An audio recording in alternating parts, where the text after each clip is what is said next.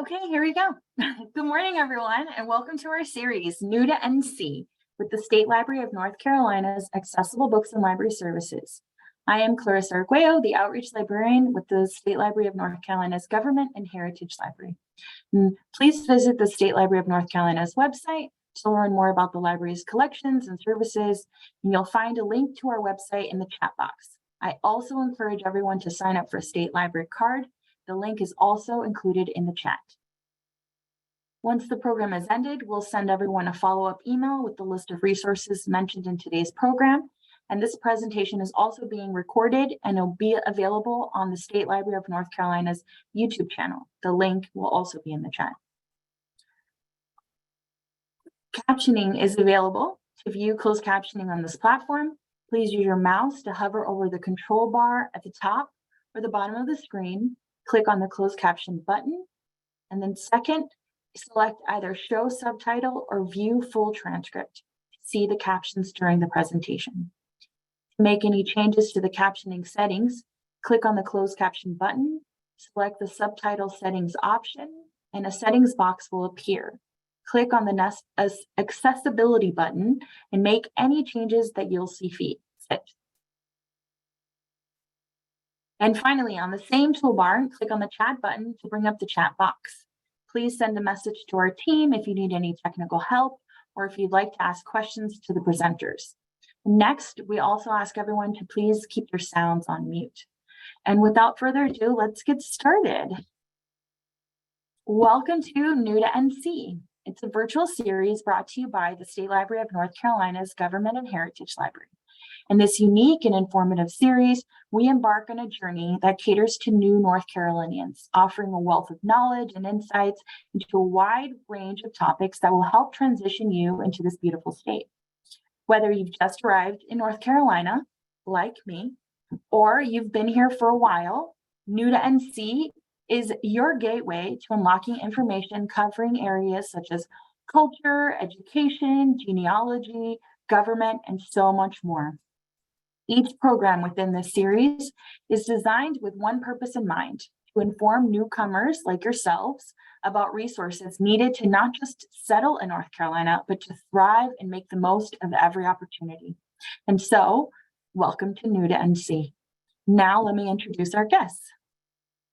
Josh Burkhoff is the Assistant Director at the State Library of North Carolina Accessible Books and Library Services, SLNC ABLES. In his current position, he oversees the public services and patron processing units. Josh previously served as the collection management librarian at SLNC ABLES for 9 years. He holds an AB in philosophy from Brown University, an MSLS from the University of North Carolina at Chapel Hill, and an MBA from East Carolina University. Josh is also a writer in his spare time. I don't know when you have spare time, Josh. He has self-published 4 novels, a novella, and a short story. Clint Exum, wave Clint, is the outreach specialist for the SLNC ABLES, and he is responsible for educating the public of the services offered by the library, engaging the various communities that are eligible to receive those library services, and producing library print and digital publications about library updates. He helps in the planning, promoting, and execution of library programs. And in addition to outreach, he also serves as a backup volunteer coordinator and helps with the production of talking books produced by the library. He is currently a graduate student at the University of North Carolina in Greensboro, working on his MLIS. And in his spare time, he likes to experiment with different dishes in the kitchen. And thank you both for being here. I'm going to stop my sharing now.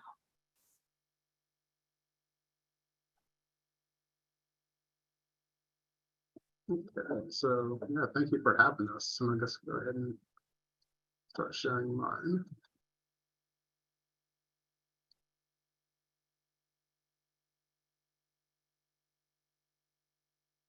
All right. So, am I showing the right screen? I think so. Okay, great. Yeah. All right, so yes, I am Clint I'm the outreach specialist for SLNC tables, and we will be sharing information, or we'll be just letting you guys know about our library. So we wanted to start this presentation off with a poll.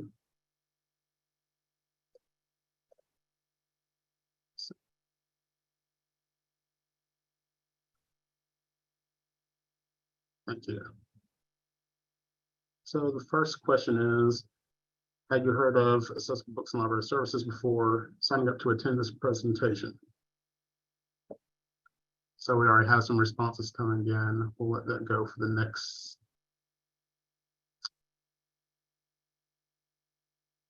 10 seconds.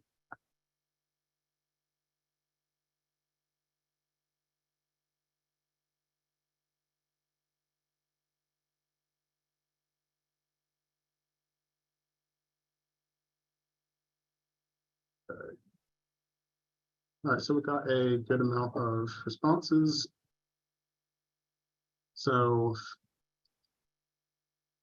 about 58% of the people here have seen or have heard of our library.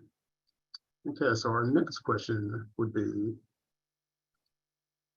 have you used the services of our library? Where is that?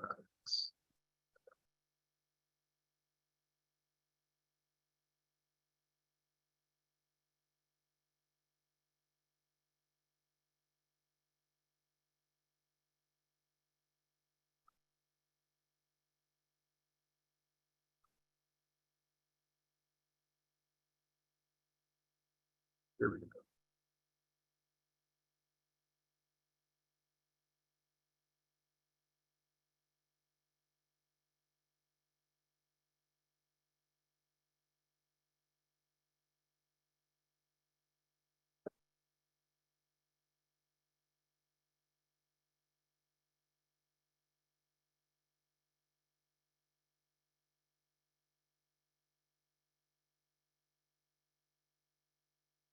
Okay, so the majority of the people have not used our services before. All right, so let's go ahead and dive into about our library. So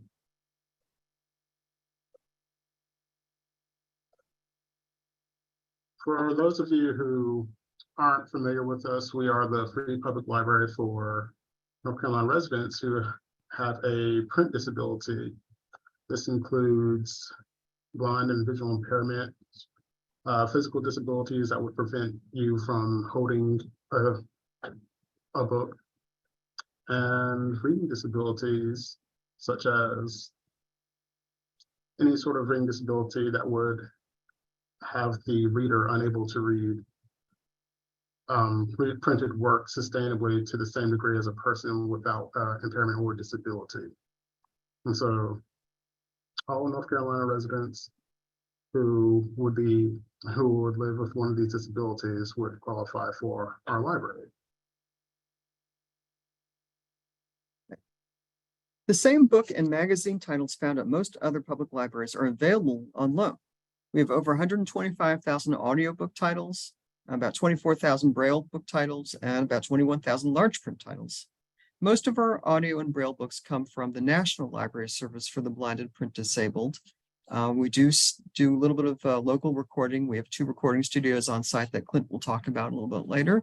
And we also do a little bit of local Braille transcription, mostly books or titles of specific North Carolina interest. The audio materials are provided on digital cartridges recorded in a special format. Thus, the library also loans specially designed digital talking book players to patrons who request audio service, and Clint will go over the players a little bit more in detail later on. Some special accessories for the players are available to those who need them to use the players. Next slide, please. All right, so in order, oh yeah, Go ahead. no problem. So in order to go ahead and sign up for these services, you would have to fill out an application for a library. So we have these applications available online, individual applications as a fillable PDF, and we also have that available in Spanish. Not only can people who qualify for services become patrons of a library, but institutions that may serve people who have a print disability are eligible. So that would include schools, libraries, nursing homes, hospitals, and rehab centers. When filling out the application, it will go over your contact information, alternate contact information, the type of disability that you have, reading preferences, what type of equipment you would like, what type of service you would like, if you would like to receive a talking book player, if you just want to use our download service, if you need any special attachments, which I will get into pretty soon as I go over the player. And if I didn't mention it before, it will also go over your reading preferences. So every application must be signed by a certifying authority. So this could include doctors, optometrists, registered nurses, professional staff at hospitals, institutions, and librarians, caseworkers, social workers, and superintendents. So before we continue on about the equipment, do we have any questions from the audience?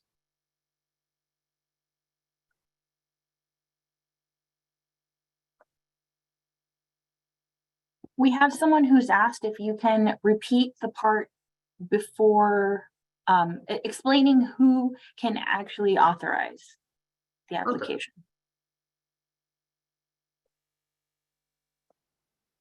All right, so that would be doctors of medicine, doctors of osteopathy, ophthalmologists, optometrists, registered nurses, therapists, professional staff of hospitals, institutions, public and private welfare agencies, educators, social workers, caseworkers, counselors, rehab teachers, certified reading specialists, superintendents, and librarians. Clint, someone also asked if you can speak a little louder. Ah, yes, I'm sorry. Yeah.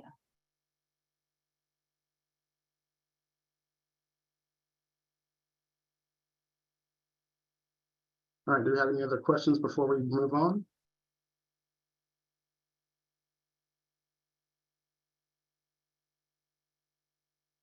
Right, so the next thing we'll talk about is the digital talking book machine. So patrons who sign up for our services have the option to receive a digital talking book machine, or DTBM.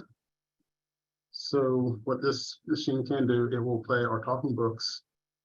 If you look at the chart, we have a picture of the standard player with the buttons labeled. The first thing you'll notice is the green button. That is the play stop button. And if you are receiving multiple books on a single cartridge, that is also the way you access the bookshelf. So to access the bookshelf, you would hold down that green button until you hear bookshelf. And then you can use, depending on if you have a standard player or an advanced player that you can see beneath the labeled player, you can use either arrow keys to navigate your bookshelf. And once you get to the book that you want to read, just hit play again, and that book will begin playing. So then we have the volume control buttons, which will increase and decrease the volume. The player also comes with speed and tone settings. So you can decrease the speed that the book is narrated or increase the speed. Tone will change the pitch of the narrator's voice. So if you have a hard time hearing higher pitched voices, then you can lower it so it'll be easier to hear. The advanced players come with a bookmark and sleep function. On the standard player, you only have the sleep function, but whenever you stop playing a book on either player, it will remember where you left off. The sleep timer will give you 15-minute increments up to an hour. Both players have a USB port on the side where you can download Bard or Noble, which we'll get into later, and listen to your books that way. It also comes with a headphone socket, and it has about 29 hours of battery life and a cord on the back where you can charge it.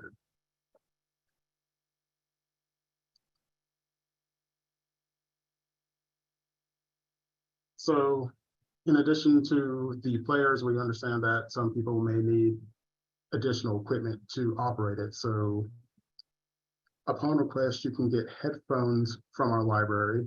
You can also get a remote control for to operate it from across the room.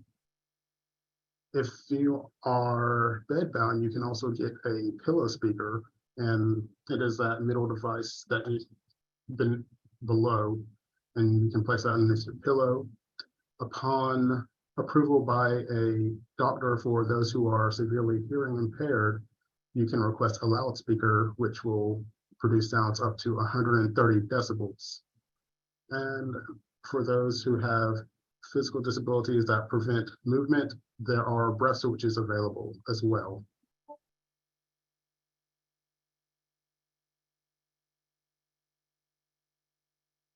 Okay, so now let's talk about BARD. Well, what is BARD? BARD stands for Braille and Audio Recording Download Service. And this is how our patrons can access our collection on their own without having to go through us and send them books in the mail. There are 3 flavors of BARD, so I'm going to sort of briefly go over each. The first is the BARD website. The BARD website is just this typical website. Patrons log in with their email address and a password that they've set up, and they can download audiobooks onto a flash from the website and then plug the flash drive into the USB port that Clint had just mentioned in the previous slide, or the previous 2 slides ago. Then there's something called BARD Express, which is still computer-based, and it only works on a Windows computer, it does not work on a Mac. And it's a program that facilitates the downloading of the books onto a flash drive so that visually impaired users don't have to try to navigate through file structures on their computers to make sure that the files are where they need to be before they get transferred over to a flash drive. And then finally, we have BARD Mobile, which is an app available for iOS devices, as well as iPad OS and Android devices, along with Kindle Fire tablets. And this is a mobile app where patrons can sign in again with their email address and password and download their own audiobooks.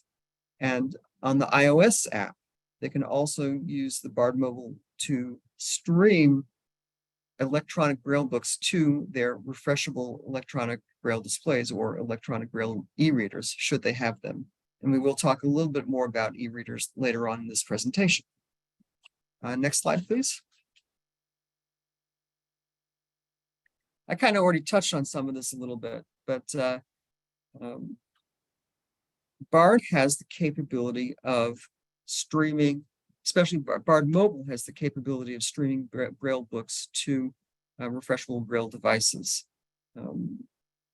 And we're hoping in the near future, this capability will be available on Android devices as well. But at the moment, it still isn't. And some of that has to do with the various flavors of Android, a lot of discrepancies between versions that make it more difficult to successfully stream Braille from a mobile device to a refreshable Braille display. The Braille can also be downloaded directly from the BARD website and transferred to a refreshable Braille display via cable or an SD card or a flash drive if the display has a USB port on it. Next slide, please. Next slide, please.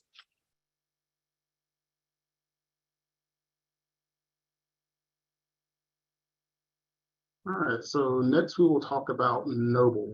So Noble stands for North Carolina Bard Local. That is our local version of Bard. It's like Bard, you can download Braille and talking books, but you will not, for some of the books, you will not be able to listen to them on the app as they are only available in our library's collection. So we have 2 recording studios in our library, and we have our volunteers come in and they will narrate different books and magazines that have a strong North Carolina tie. So books by North Carolina authors, books that are about North Carolina, and also magazines such as Wildlife in North Carolina, Our State, Celebrate North Carolina, Carolina Country, the North Carolina Historical, and the North Carolina Historical Review.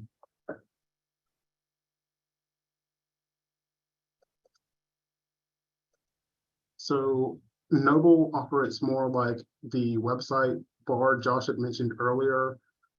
You can, if you go to our website, you can download the digital talking books and put those on a flash drive to, and then listen to those on your digital player. All right. Next, we'll go over requesting books and reader services. Yes, and before we do that, I want to mention something that I'm not sure we've completely covered yet, that all of the books that we send out get sent out via USPS, first class mail under free matter for the blind. So we don't have to pay the postage and our patrons don't have to pay the postage. So the service is entirely free. We send out on average 2,000 books in the mail per day, enough so that our building has its own zip code. So now that we've talked about how patrons get their books, let's talk about, as Clint said, how patrons can request books. We've got several different methods of contact that our patrons can take advantage of. We have a toll-free number that they can call Monday to Friday, 8 a.m. to 5 p.m. to speak to a reader advisor. They can email us at ncables@dncr.nc.gov. They can chat with us on our website. We have a live chat function that we operate from 8:30 to 4:30 p.m. every day. And of course, for local patrons, for patrons who live near us, they can come in anytime they want it, as long as our doors are open and we can physically exchange books with them. They can return books they had in their possession and get new books from us at that time. Next slide, please. Okay. One of the key differences in our operations, in contrast to how most typical public libraries operate, is that we play a much more active role in selecting books for patrons. And in a public library, you may have a patron come in, or an academic library, you may have a patron may come in and say, hey, I need this, or where can I find this, or do you have books on such and such? And in public libraries, librarians and professionals will serve those patrons at that point in time. We, on the other hand, and we'll do that, but we will also proactively select books for some of our patrons who have asked that we do so for them. These are our 4, on the screen, we have our 4 main service operation modes. And I'm going to go over each individually. The first is what we call our turnaround service. And what that means is patrons will let us know what their author, series, and subject or genre preferences are. And one of our reader advisors will select books for that patron based on those preferences. And will continue to do so for as long as the patron is on this particular mode of service and is, continuing to receive books from us. Those patrons can still call in or chat with us or come in and request specific titles, and we'll send those as well. But on this method, or on this mode of service, this allows patrons to make sure they always have books on hand because we select books for them. Then we have our nightly auto service, which is similar to the turnaround service, except instead of a human reader advisor selecting books for the patron, our integrated library system, KLAS, K-L-A-S, will select books for that patron based on those same preferences mentioned before, the author of the series and the subject preferences. And again, those patrons on Nightly Auto can always contact us to request specific titles that we will then send to them in addition to whatever else CLOS has chosen for them. Our third mode of service is called Nightly List. And for these patrons, our ILS system CLOS will send books to them based on their author and series preferences. But anything else they might want, they have to ask themselves. We will not choose books for them based on their subject or genre preferences. And then finally, our fourth mode of service is what we call only when calls. We will only send books to these patrons when they specifically call and request specific titles, and that's it. Everything else is self-serve for them.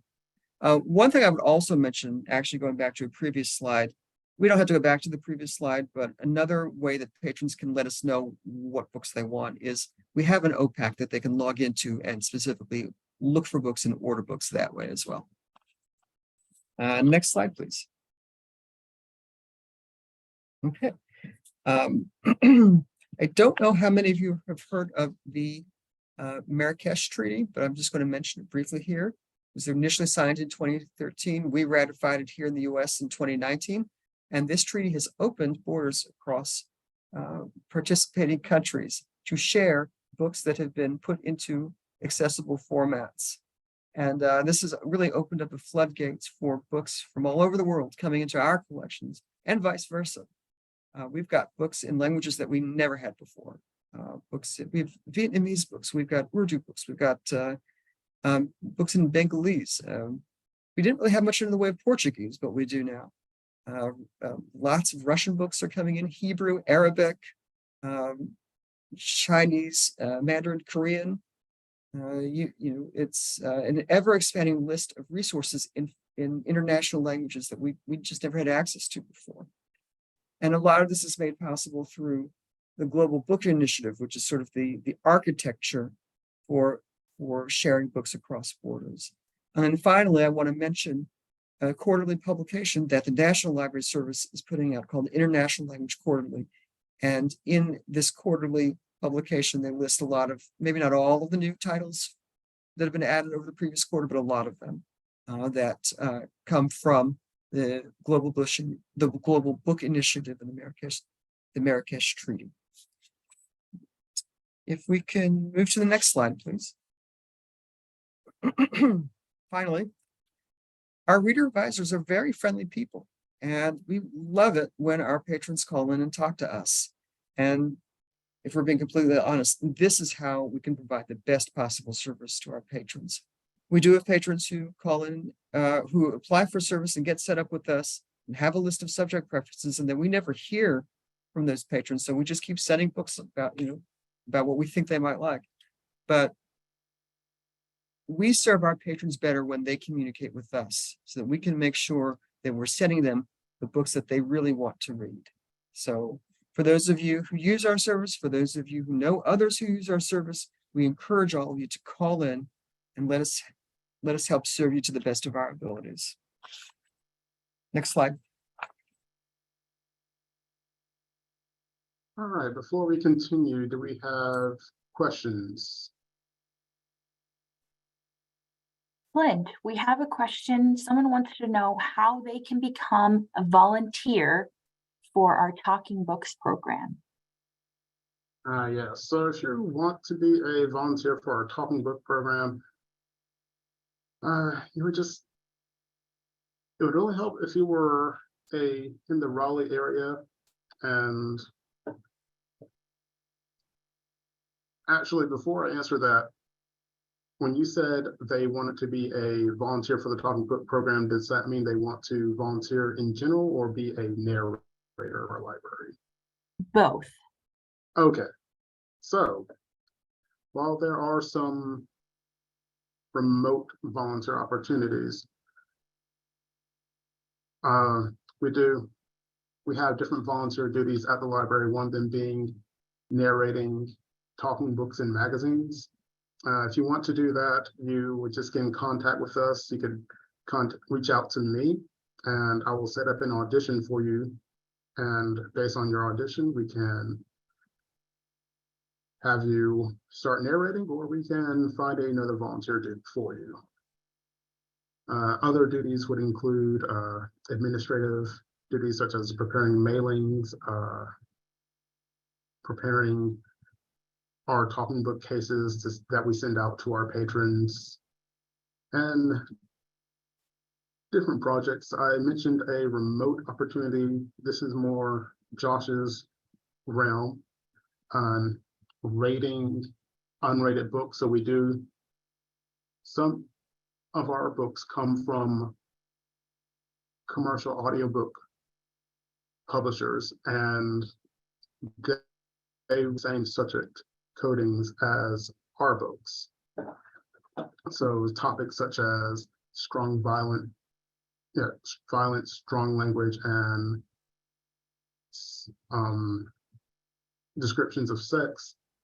Those would be subject codes that we put in our books, so that patrons who don't want to read books with that content, we will not send those books to them.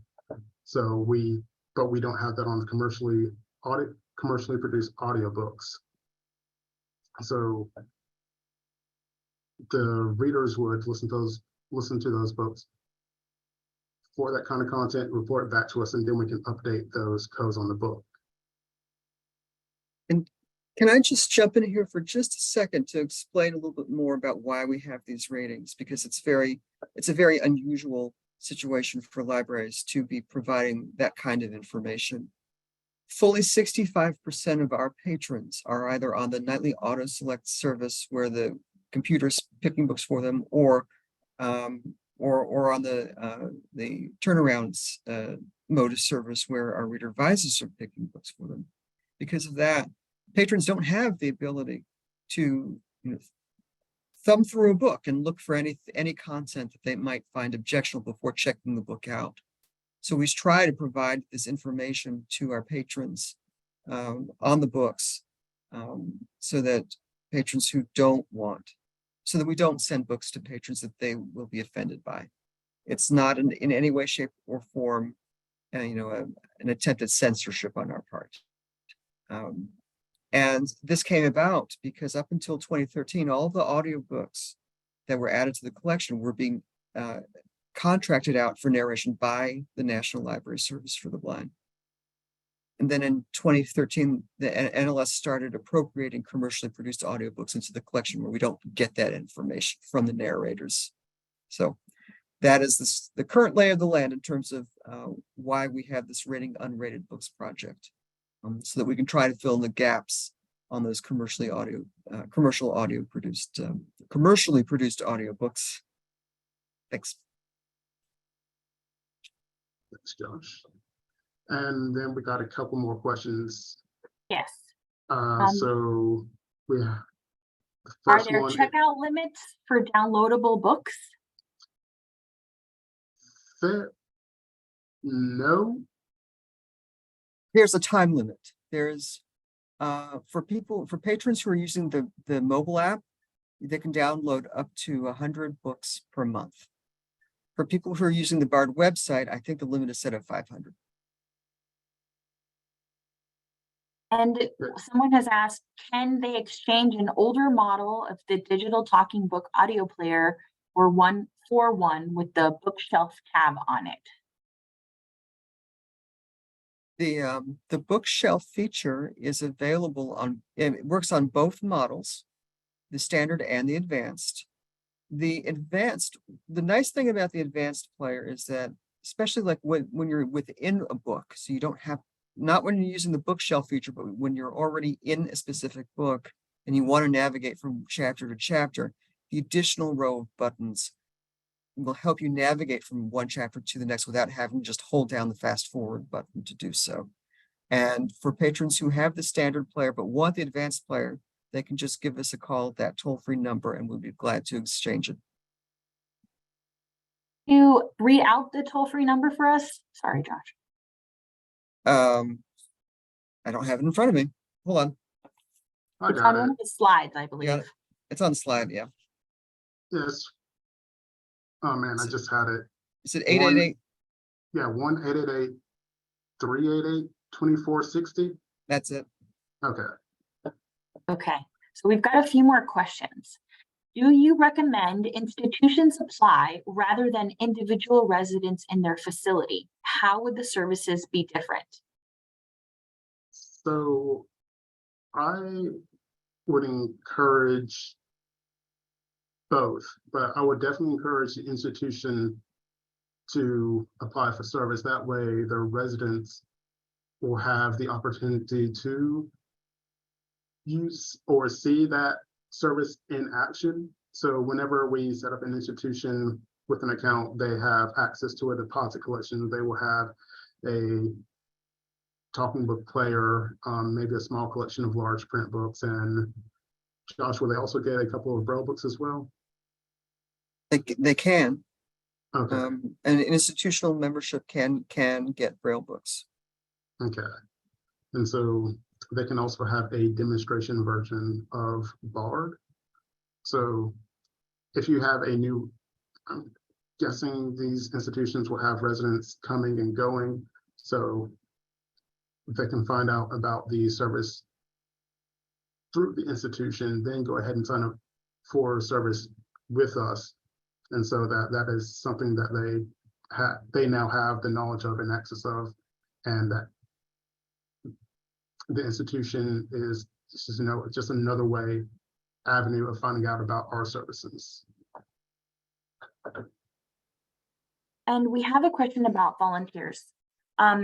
To volunteer to add advisory or content warnings or ratings, is there documentation on expectations for volunteers in terms of time commitment, turnaround, etc., for someone who wants to help remotely and wants to think in advance how they can contribute to the service? I also want to add that this might be a great opportunity for folks who are, or specifically teens who are looking for volunteer opportunities, if that's a possibility for them. I can repeat the question if you'd like. So I think I can answer it. The first part of it is, generally speaking, when we get a new volunteer on board for that project, we tell them we would like for you to read one book a month. The books can range from anywhere between 4 or 5 hours long to 8. Actually, I think the longest one I assigned was like 35 hours, but that was unusual, and I gave it to someone who I knew had the time to do that. So one book a month, I would say between 5 and 15 hours of listening time, and then submitting the content warnings to me at the end of the month. So that should give the person who asked the question an idea of what the time commitment might look like. And we have some documentation on how to apply the warnings, what content goes with which warning and what level of warning. So all of that will be gone over before the volunteer actually starts. And the second question that we run into, we actually had a team asked to participate, and maybe 2 years ago, and we decided against it because we don't know what's on these books. And some of these books, especially the steamy romances, have very explicit sexual scenes. And we didn't want to get into a situation where a parent got upset with us because we gave them a book not realizing exactly what was in it to read and rate. So no one under 18. You got to be 18.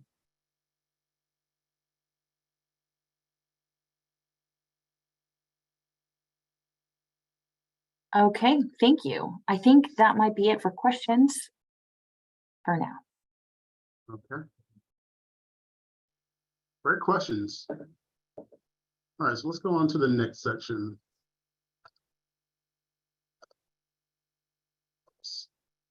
Patron engagement.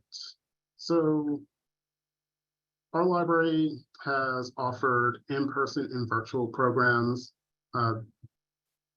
They are mostly in the Raleigh area. On one occasion, we did have a program in Charlotte. We haven't had an in-person library programs since the COVID-19 pandemic happened. I wanted to specify library program because we did host the 2022 Braille Challenge And that was the first type of program we had that met in person since 2020. But yeah, in the past we've had musical programs, cooking programs. We've set up a tactile tours at the Museum of Art where our patrons would actually get to touch these sculptures.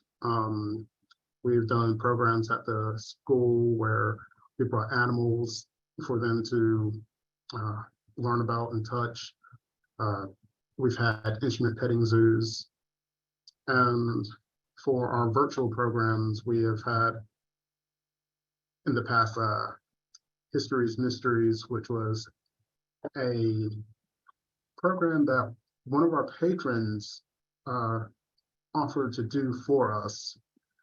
So you can actually see, we did 3 of these and you can find them on our YouTube channel, State Library of North Carolina. If you search for that on YouTube and look at the playlist, you can find History's Mysteries and see what those programs are all about in case you missed it. In 1 year, we did do a program in the Charlotte area where we had another one of our patrons who is he did trails. He trained a guide dog to help him navigate trails. Different trails across America. And so he came and talked about his experience doing that, and what it was like for him when he lost his vision and how he began to, find a way to, stay inspired and stay active. So yeah, we're hoping to get back into in-person library program in the future. Something that did not stop was our seasonal programs. Every year we offer 2 reading programs during the summer and winter. Patrons who read at least 3 or at least 5 books will win a prize, and our top 3 readers for each category will receive a gift card. So we separate our categories into adults reading program and the youth reading program. And we've further split that into people who download books and people who get physical books in the mail. So if you're using Bard or get books on demand, books on demand would also count as a download. So all those would get lumped in together. And if you get the highest, or if you read the most, then you could potentially win those gift cards. So I say potentially win because in addition to the reading programs, we started a rate and review program. That way, patrons could earn extra points for the books they read. If they leave a rating, they would get 1 extra point, and if they write at least a 50-word review, they'll get an extra point, so they could get up to 10 points per book that they read. And we also have our writing contest. We started that in 2020. Patrons will submit their stories. They can write about anything that they want, and our panel of judges will rate each story, and those that we find, the top 3 stories will win prizes, and all other stories that we deem worth or deem are worth an honorable mention will also be recorded and put on Bard and be made available for our other patrons to download and listen to. We just finished recording the stories from the 2022 writing contest, and that should be available for download before the end of the year. So I'm excited about that. And our writing contest is for this year will start September 15th and will run until December 15th. All right, so next we're going into things to come. Okay, The next generation digital talking book machine is coming fast, and we're getting pretty excited about it. It's been a long timing. The previous one dates back to 2009, so we've got a little catch up to do. This player will be Wi-Fi capable and will have the ability to connect to Bard so that patrons can download books directly onto the device. No more flash drives needed. The player should have other additional capabilities that the current generation of players do not. Certainly, it should have, like I said before, it'll have Wi-Fi. It may also have Bluetooth. My sort of pie in the sky dream is that once these players are distributed, we'll be able to literally like beam books to people's players over the internet. So a patron calls in and says, hey, I want, such and such book, like Nick Sparks' latest book, Dreamland. And with the press of a couple of buttons on our computer, we should be able to actually get the book sent over the internet and have it download directly onto the patron's new player. That's what we're hoping for. So that's exciting news. Next slide, please. Refreshable Braille displays and Braille e-readers. The National Library Service for the Blind embarked on a very ambitious plan a couple of years ago to provide refreshable Braille displays, or actually refreshable Braille e-readers, to every Braille reading patron in the network of libraries for the blind across the country who wanted one. The National Library Service is about 2/3 of the way done in distributing these players, or these displays or e-readers. We here in North Carolina, unfortunately, we're a little bit further down on the list, so we haven't gotten our allotment yet, but we're hoping for sometime between December of this year and December of next year, we will have all of the Braille e-readers that we need to satisfy demand here for them by our patrons. Our patrons will be able to stream Braille books from Bard Mobile, and we'll be able to download Braille books from the Bard website and transfer them onto their Braille e-readers. These e-readers should also have the capability, to connect directly to Bard. You need a little assistance to get that all set up, but once you do, the e-readers, because they are Wi-Fi capable, should be able to download books directly from Bard without having to do any sort of transfer or streaming. So we're pretty excited, and we know our patrons are. We get calls all the time from patrons who want these devices saying, hey, when are we going to get them? When are we going to get them? So should you know any such patrons yourselves of ours, let them know. December of this year to December of next year. That is the time frame we were given. And next slide.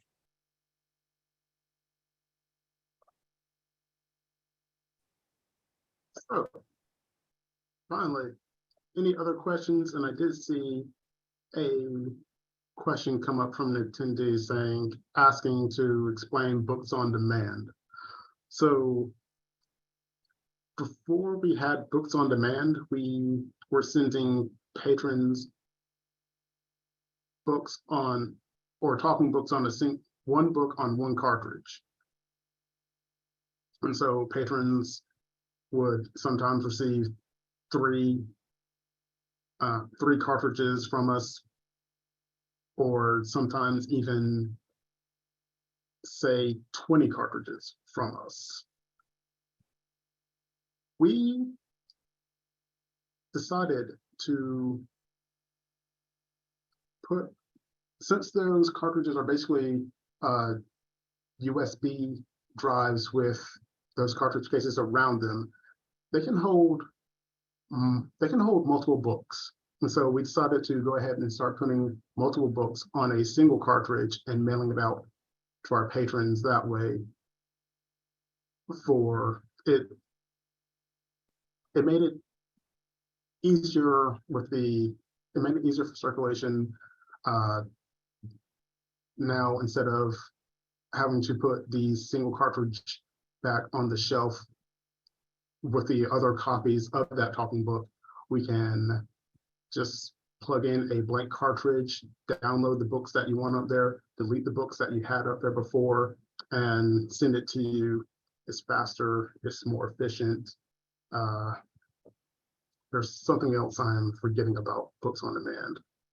There's if I may interject, Mhm. Before we had books on demand, as I mentioned previously, most of our audiobooks, were coming and still come from the National Library Service, but we were limited to ordering only up to 40 copies of any given audiobook title that NLS was adding to the collection. 40 copies of the latest James Patterson novel to service the entire state isn't a lot of copies. And so we'd end up developing these big waiting lists for the most popular titles, upon their release or even in advance of their release. What Books on Demand has done for us is it has allowed us to place the digital file for the books or the digital files for the books in a central location and then just copy them onto a cartridge as demand needs, as demands warrant. So there are no more waiting lists. Once we have the book files, we can send those files to as many patrons as who want that particular title. So that's been a big, huge advantage for our patrons, because previously patrons could be waiting up to a year to get their copy of the most popular title that they wanted.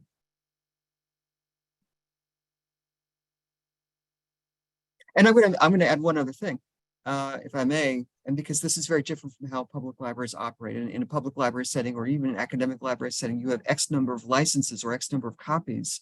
And so you build up waiting lists even for digital, for ebooks, for audiobooks. But due to copyright laws that work in our favor, because we only provide our accessible books to patrons who qualify for our services, we don't have any such limits in terms of the number of copies that we can circulate for a given title at any given time. It's unlimited.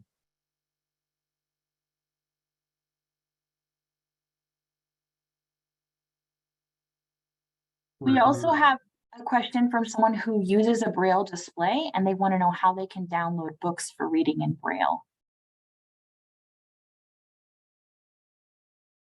I don't know if you may have already mentioned that.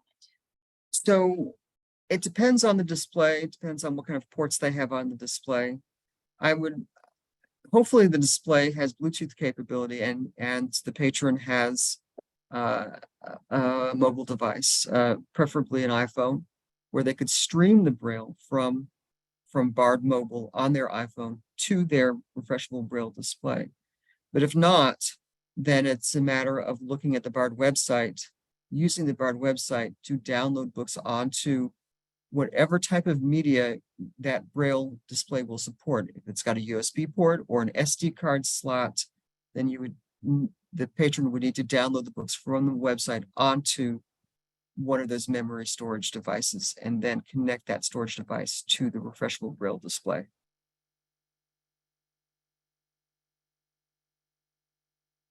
Hey, and someone has asked if there's any place that they can get promotional materials for your services, for Able's services, so that they can print out and they can share. Yes.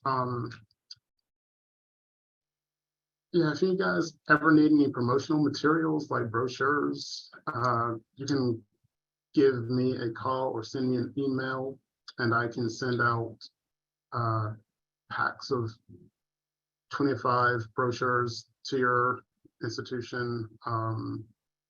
We do have a printable brochure on the website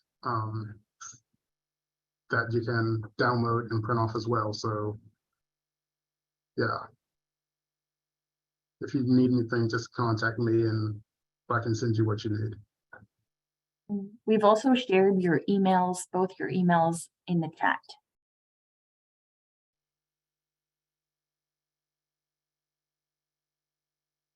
Any other questions? Let's see, I think one just came in. If a patron isn't near Raleigh, what is their best point of contact for getting help? For instance, someone who uses a Braille display.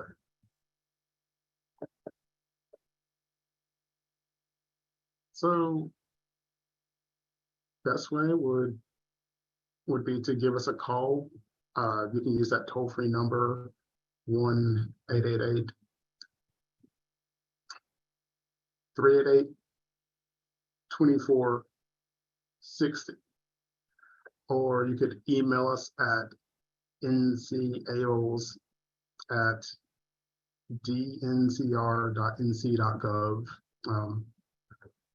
Yeah, those would be the best ways to contact us if you're not in the Raleigh area. We have a tech support specialist who can try to help troubleshoot any issues you might have.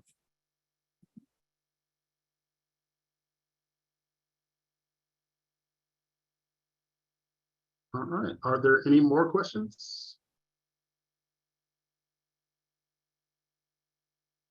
I'm not seeing any more come in, so if you would like to stay in touch with us, here is our contact information, our phone numbers and email addresses. And I want to thank everyone for joining and listening to us.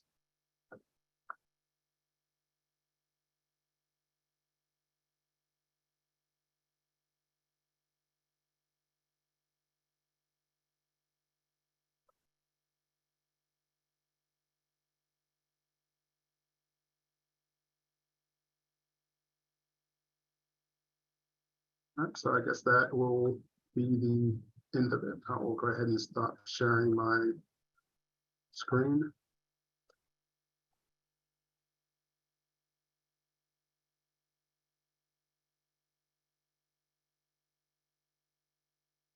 Okay, we did get someone, what is the BARD website? If you want to This is repeat the site. Repeat that. What is the BARD website? The BARD website, if there's a patron or someone who's interested in the BARD website, they need to be registered with us first, and then they need to fill out a separate application online to gain access to the BARD website, and then they would get the information on how to access it at that point in time. Great. And if no one has any additional questions, these are the future events that the Government and Heritage Library is working on. October 10th at 10 a.m. So 10, the State Library of North Carolina will celebrate Hispanic Heritage Month. It'll be a virtual program with the Institute for the Study of the Americas at the University of North Carolina, Chapel Hill, and New Roots, Voices from Carolina del Norte, a collaboration of Latino Migration Project. And if you're in the Raleigh area, we're having NC Trivia Night with the State Library and State Archives of North Carolina, October 25th at 7 p.m. here in downtown Raleigh at the Raleigh Times. You can hear and learn more about our upcoming events with the link in the slide, as well as the link in the chat. And you can sign up for our mailing list to get more information for programs such as this one, our New to NC program, and other events such as our Hispanic Heritage Month or more Trivia Night. And that link will also be in the chat. And I think I heard about one more question. Does a person have to be a patron to be part of the writing contest? Yes. Okay. Yes, absolutely. So if you're not a patron, go ahead and sign up with us and get that pen working. And last, I would like to offer this brief survey for everyone. If you could fill it out for us, let us know how we did. You'll also be receiving an email with the link for this program. And yeah, it's very quick. Just let us know how we did. Thank you so much, Josh and Clint, for sharing everything about the State Library of North Carolina Accessible Books and Library Services. Thank you to Kate Tompkins, our Education and Instruction Librarian, who is our chat moderator today. And thank you to everyone who joined us.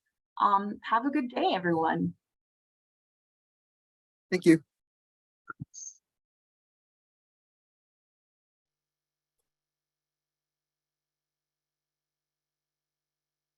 I'm going to stop our recording now.